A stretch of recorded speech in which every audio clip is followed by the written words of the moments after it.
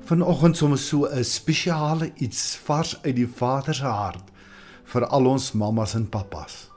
Want mammas en pappas deel een gevoel en dit is daardie gevoel van ek maak dit nie. Ek is seker die slegste ouer wat die Here nog gemaak het. Op 'n stadium in my lewe was ek baie krities op my ouers en toe het iemand vir my gesê, onthou net, jou ouers het binne hulle vermoë die heel beste vir jou probeer gee. En dan kyk 'n mens so 'n bietjie met ander oë na ouerskap, veral die dag as jy self mamma en pappa word. Nou vanoggend, spesiaal vir al die mammas en pappas, wil ek die volgende lees. My kind, weet jy dat mammas en pappas ook soms huil, maar dat ons trane agter ons glimlagte skuil? Weet jy dat mammas en pappas se harte ook soms wil breek, maar dat ons dit so ver en diep weg moet steek? Weet jy dat ons soms sit met so min hoop en dat ons so hard moet keer dat ons trane loop?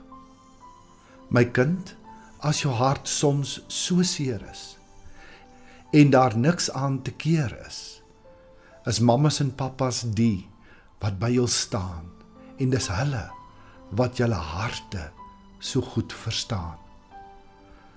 Ouers moet sterk wees vir hul kind. En soms is dit so hard om die regte woorde te vind. Want as ons jou moet troos en vashou, huil ons net so hard in ons mou. My kind, soms is dit so hartseer om jou te sien huil. En soms dink ons terug aan jou kinderdae met jou gesiggie so vuil. Soms verlang ons ook na iemand om ons by te staan. En soms wil ons arms hê wat ook om ons slaan.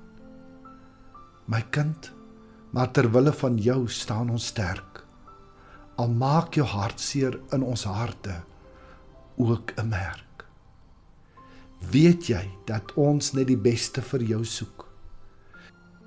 En ons liefde is en bly jou storieboek. Want elke bladsy vertel sy eie verhaal van ouers wat hul kind nooit sal faal.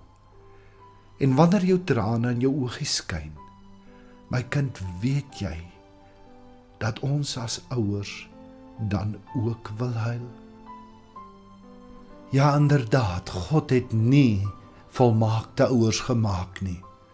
Maar kom ek en jy wees ook vir hulle 'n Jesus met 'n vel op.